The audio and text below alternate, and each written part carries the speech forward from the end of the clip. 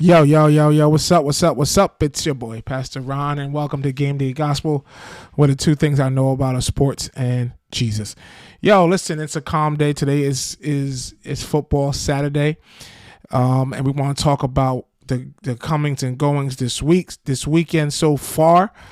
I know there's a couple big games tomorrow. Liverpool playing Man City and Chelsea right before the international break. But listen, 3 points it is. The team has found another way to scrap away 3 points. Am I going to sit here and say all things have been fixed? Nah, I'll be lying to you if I sat there and said that was a good performance. But the one thing I am saying is that we got 3 points. We currently sit sixth in the EPL. As crazy as our year may have been, where certain teams are playing the best football they have in a couple years, got their new midfield signings, and Diaz got his father back, and everybody's excited. But we're 3 points behind Liverpool. So I mean, in Villa, and listen, as I predicted, the Spurs are the Spurs. That loss of James Maddison is affecting them in more ways than one.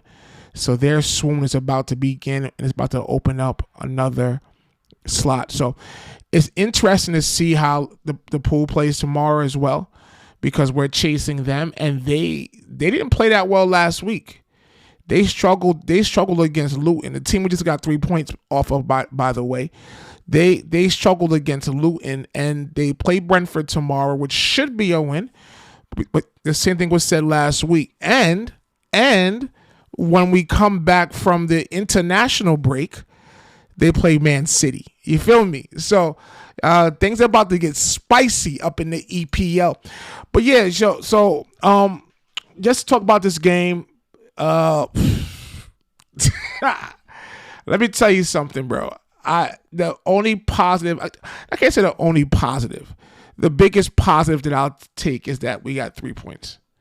The team is not playing well. I mean, defensively, we look vulnerable. Again, another 1-0. I don't want to say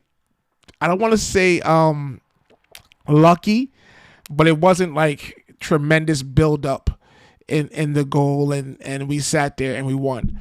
We started a back four of Delot, Maguire, Lindelof, and Reguilon. I like Reguilon starting, but why aren't we starting Varane? Granted, he didn't look good.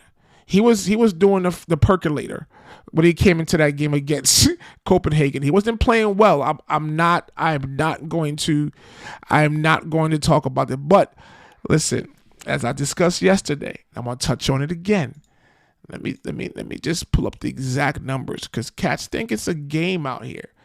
When he's the second highest paid player on your team, he best be able to play in these games. So, someone asked the coach, someone asked him and asked the manager what's going on. But he said, well, it's nothing personal, it's tactical. I don't get this tactic nonsense. I don't understand what the heck he's talking about. Listen, I can't be mad. It wasn't. I can't. It wasn't the best performance. I'm not gonna sit here and lie to you. It wasn't bad, but it was still Luton. If you were to tell me that 10 games into the season we're starting Maguire again, who, guys, don't get it messed up. Don't allow what you see here to have you believe anything different. Maguire sucks. He is trash. Okay? He is not good. But I think that we got to find a way to get this guy started. Yeah, so my point is Varane, 30 years old, making $340K a week on the bench.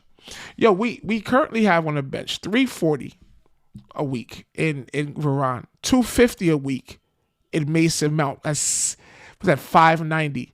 Don't forget Sancho was at home chilling, right? Don't forget that's Martial at $250. Martial at $250 as well, on the bench with his pedo stash, chilling with an afro. Boy needs a shape up. He's chilling. You're making $250K when you can't get a shape up. Come on, Tony. Come on, Tony Martial. Come on, ça va. You know what I'm saying? What's going on, my guy? That's another $500K. Instead of $1 million, a million K, a million. What else we got? Oh, no, wait. Don't forget, Sir Anthony. It's $1.3 million a week on the bench. And we can't forget my favorite guy, Van de Beek, 120. So $1.5 million on the bench, guys. $1.5 million. Come on. So you see, I think in watching the team, I realized that, and here's my issue. Here's my issue with the coach. He's so freaking stubborn that he refuses to adjust to his team. The team that he currently has is not a team that can play 4-3-3. Hojlund is not a 4-3-3 forward. If he watched Hojlund as a number 9 as a striker, he's used to playing a lone striker. He's used to being the main guy up front and have runners around him. So why don't you play like a 4-5-1? Why don't you play a formation where we're not constantly exposed in the midfield? Because you have Scotty McTominay, Scotty Pirlo over here constantly making these runs into the box, leaving Eriksen with a bad heart in the middle of the field trying to go box to box. Guys, that's not working, man. This is why teams are running through our midfield. Our right back and left back, Regulon and Dalot. They're making high runs. You have every single possession. I think McTominay makes more runs, more touches in the box. He has more touches in the box than Hojlund. I promise you, if I can look up this stat, I guarantee McTominay has more touches in the box than Rasmus Hojlund. More than Rashford. Which makes no sense. This coach is a captive of the moment. He sits there and lets a couple of goals or a couple of good or bad performances cause himself to forget what the reality is. And the reality is these guys are not good. All preseason, I heard about Kobe. Kobe Maino's the next guy sitting on the bench. Mason Mount. Oh, I forgot Mason Mount in our tally of guys who are just chilling on the bench. 250 as well. 3 guys at 250. That's 750. 3 guys. Sancho, Martial, Mount at 250 a week on the bench. The frick out of here, guys. So he might have to do something else. He has to be able to adjust. This guy does not make adjustments well. He's just stubborn. He feels like, yo, I'm smarter than you. I know exactly what to do, and you guys are just idiots. Meanwhile, cats are running through our midfield. Oh, Pastor Ron, it's because of injuries. Nope. Let's go to the very first game where everybody was healthy, and we're sitting here playing the Wolves, and they ran through our freaking midfield. We should have lost that game. The game that Onana dodged a penalty. Come on, guys. Let's keep it a bean here, guys. The guy does not know what he's doing. The guy does not know what's happening. It's no excuses. This is not an injury issue. The issue is the coach doesn't know how to put people in places to succeed. To have Eriksen, that deep guy, playing there is not working. And guess what happens? You play Eriksen on last Sunday against Fulham in the deep midfield, holding midfield spot. You play him again against Copenhagen. You play him again against who we played today? Against Luton, right? Three games in a week. You know what happens to old guys with bad hearts? They get hurt. He got hurt. All these guys, Johnny Evans, Eriksen, Casemiro, they're muscle injuries. Why? Because he's emphasizing practice. We got to practice hard. We got to be this Dutch machine that practices hard. And cats can't perform on Sunday. You got a bunch of old heads on your team that can't play that much. And they're practicing hard.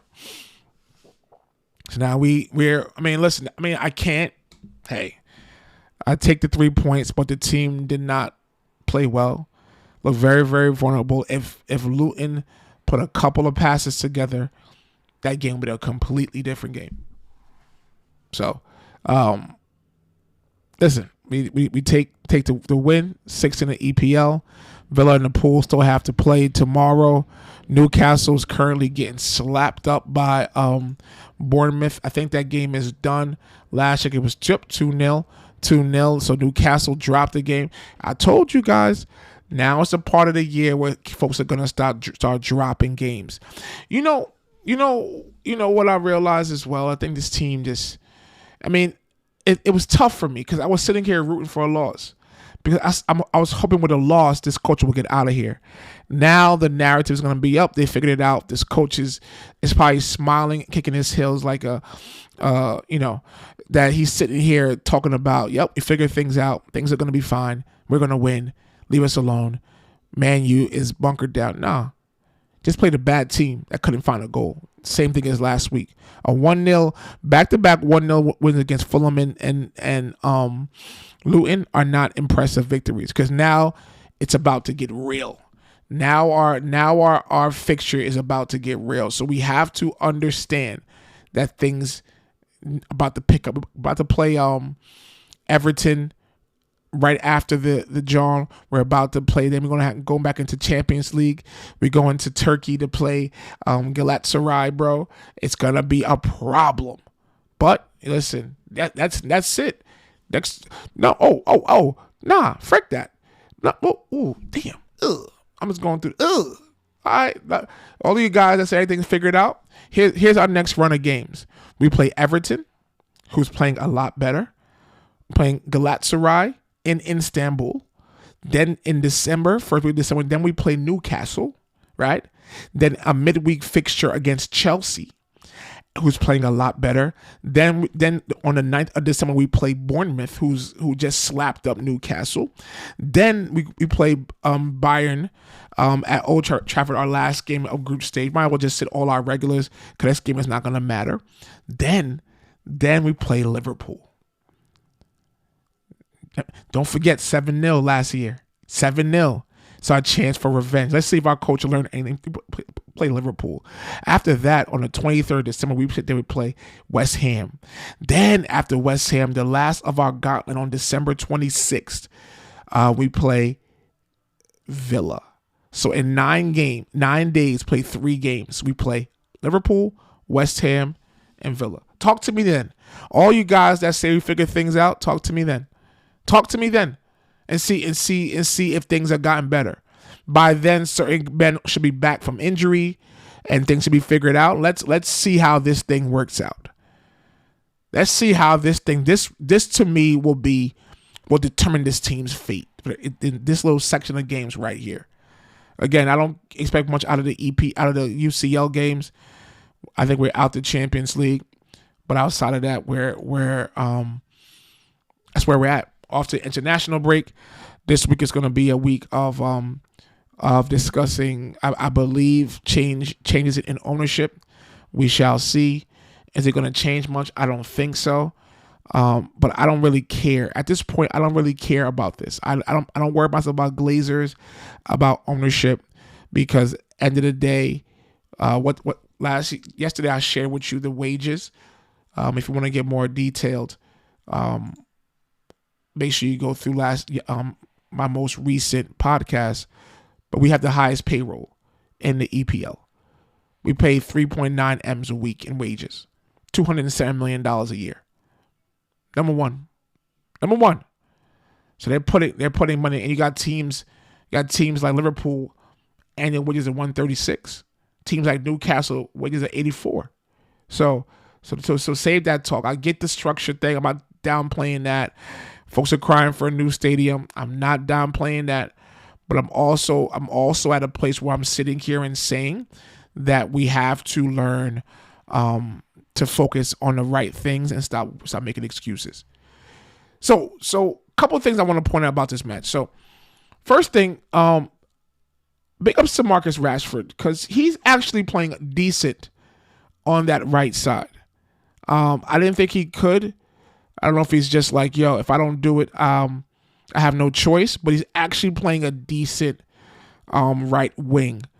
And he was a guy that pretty much led to that other goal, but he had a lot of good passes, a lot of good runs, playing under control. And big ups to him for making the adjustment and being able to play that. He still seems kind of awkward because it's not natural to him. But I think that he's playing well. It's crazy to me that Manchester United sitting here and telling us, hey, Rashford, we're going to move you for Garnacho, a 19-year-old kid making $50K a week. To me, that's kind of disrespectful because you're not moving Salah. You won't move Saka. You won't move any top guy for a 19-year-old guy who's trying to make the squad. So I mean, I don't know how that dynamic is in the locker room. I maybe would have understood if that same energy was kept for Sancho as opposed to Garnacho, but they're pretty much saying if you're gonna play, you gotta play on the right hand side. If not, you can't play. To me, that's crazy. That's crazy to me. If I was Rashford, I wouldn't take that. That's just me. You feel me? But, guys, I have to be honest. And this dude is a dude that I appreciate. This dude is a dude I think is going to be, when he comes on the pitch, he does great things. But I think Garnacho is struggling. Garnacho is these last 3 games where he started, he is struggling.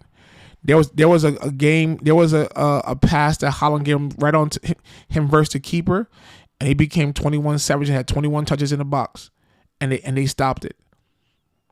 A more seasoned and better finisher, 1 touch, boom. My homeboy said they took 1 touch, 2 touch, tried to go around the keeper. By then it was too late. And too often he's losing the ball. He has all that speed, but he can't control the ball. His first touch is crap. So maybe we overrated this guy. It's a classic example that, when you have a player who plays well, like in spurts, like comes off the bench and for 20 minutes does magic and score goals and all that type of stuff. But now when he's called to start and have that pressure, maybe the pressure is getting to him because now the more that he plays, as opposed to playing 20 minutes, he's playing 90 minutes, a lot of his warts are showing. And his first touch sucks. He loses the ball way too much. And he may be somebody we have to either ship out on loan or we have to catch up to very soon. He is the embodiment of the issue with this squad. Garnacho in his career. Let's look up Garnacho. Garnacho in his career has not done much. Garnacho in his career has not done much. Let's look at his stats. Can I see stats on Garnacho? Gotta be somewhere I can find stats. He has not done that much. But he comes out here and he gets the blonde hair. He's in modeling commercials and doing all this type of stuff. And, he's out there. Let's see. Look, that's what I'm saying. 9 appearances. This season? 1 yellow card, no goals. Let's look at his career, bro. Let's look at his career. So far in the Premier League, he has 9 goals in the Premier League in 334 minutes. 4 goals in the Champions League in 140 minutes. 2 goals in a Carabao Cup in 155 minutes. And 1 assist. I mean, it's not crazy, bro. Yes, granted, he comes on energy god. He comes on and runs and he plays more direct. He gets it. But does the quality match all that extracurricular stuff for him to tell? Like, I know one of the big things that people have been complaining about within our circles is about him telling the crowd at Copenhagen to shush. Is he at that place where he can shush a crowd? What has he done? But he's the embodiment of the issue with Manchester United. There's a level of entitlement that they have where just because I'm on Man U, I deserve all type of just accolades and respect. I really believe you have to earn your way. Like, to me, I like one of the guys I like on the team. I like Palestri. Palestri just plays. No blonde hair, No extracurricular skill moves. No, he just plays the game. But this guy Garnacho, who's sitting there with all this type of hype and energy, but he hasn't done much. And the last 3 games with him starting on the left-hand side, I have not been impressed. There's too many times he's missed goals. In the last game as well, he missed an opportunity. Too many touches.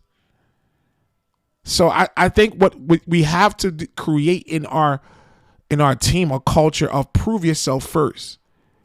Prove yourself. Do something before you sit here and tell folks to be quiet. Stop being a clown, bro. And listen, you ask my boys. I'm one of the biggest fans, and I've said on this podcast for us to start Garnacho, but watching him start, I'm not impressed.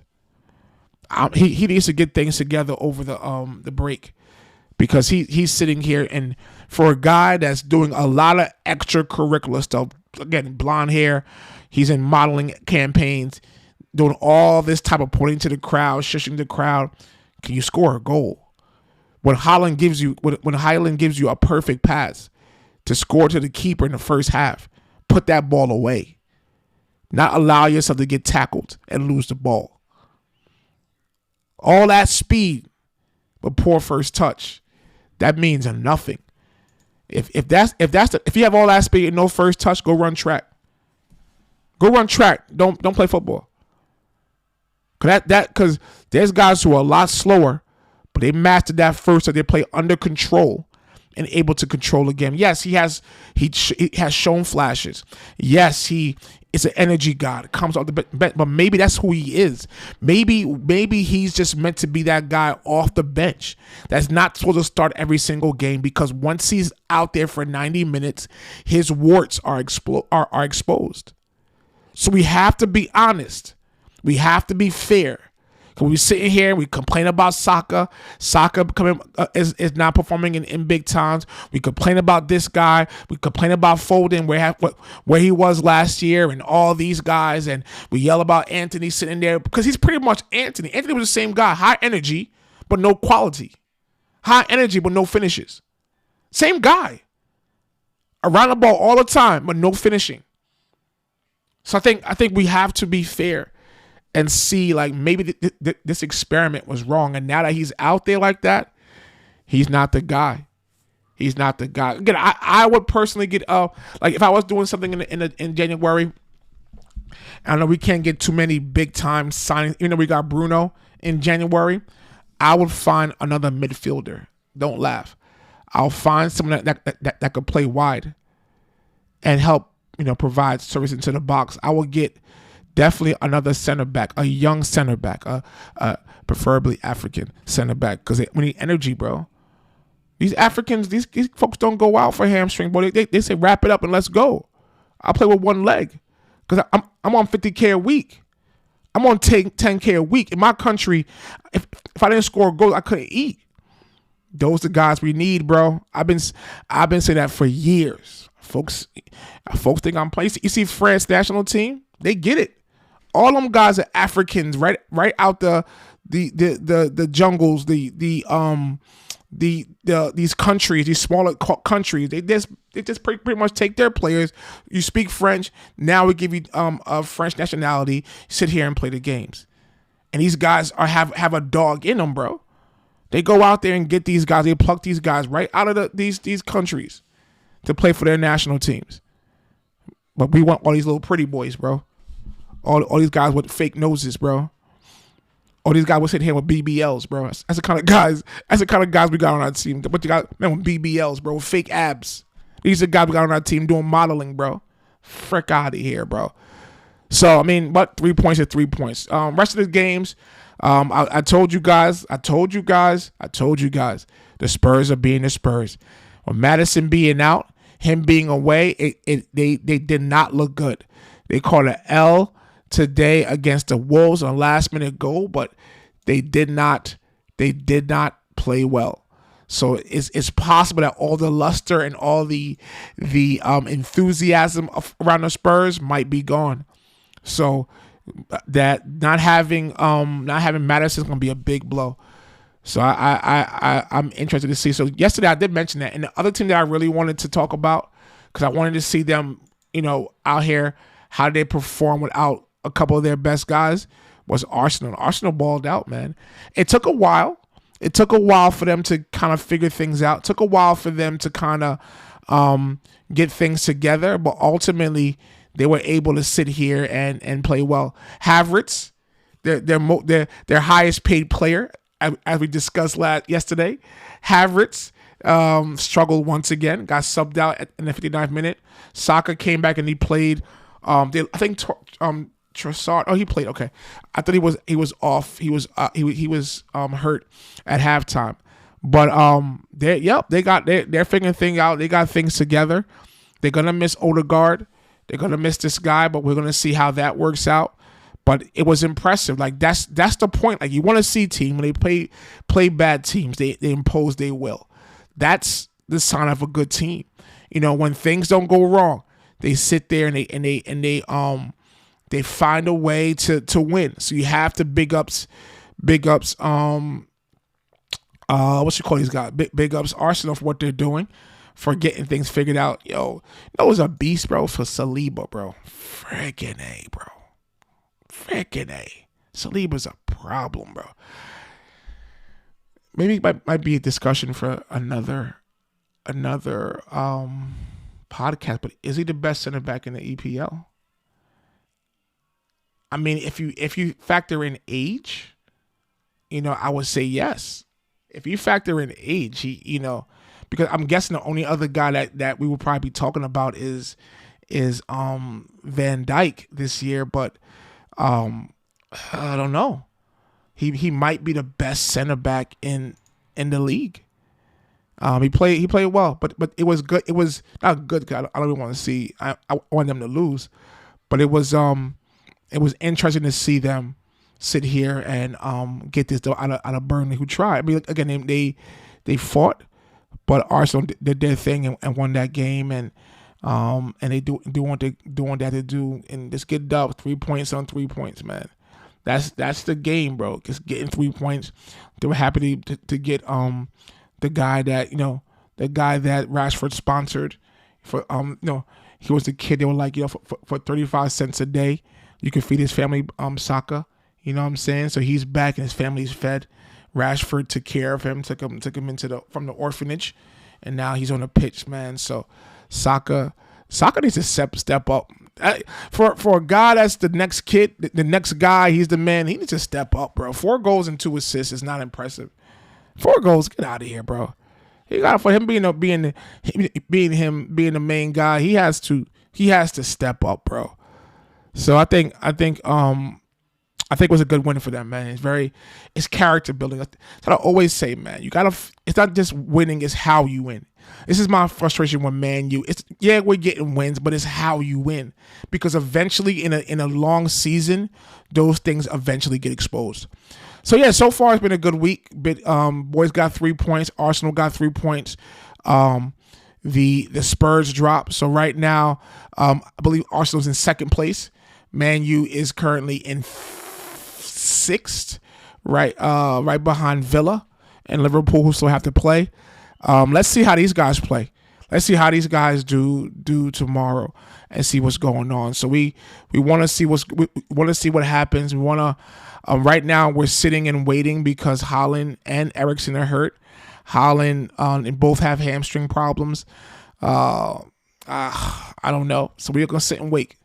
Hopefully, things get better, bro. But yeah, so despite having all this going on, but right now we are waiting to see how healthy these guys are. Maybe the coach needs to just chill on practice.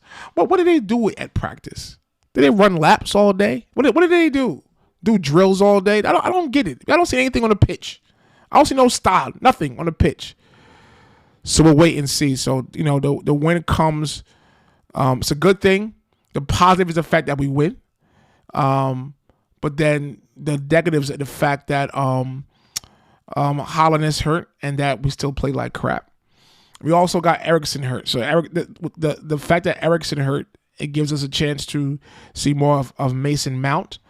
but I don't know if he could play in Eriksen's position. So we'll see what the coach does. If he survives this international break, if we get any more news about ownership and any changes. But 3 points is 3 points. That's all we got to worry about. Thank you for listening. Don't forget to share, comment.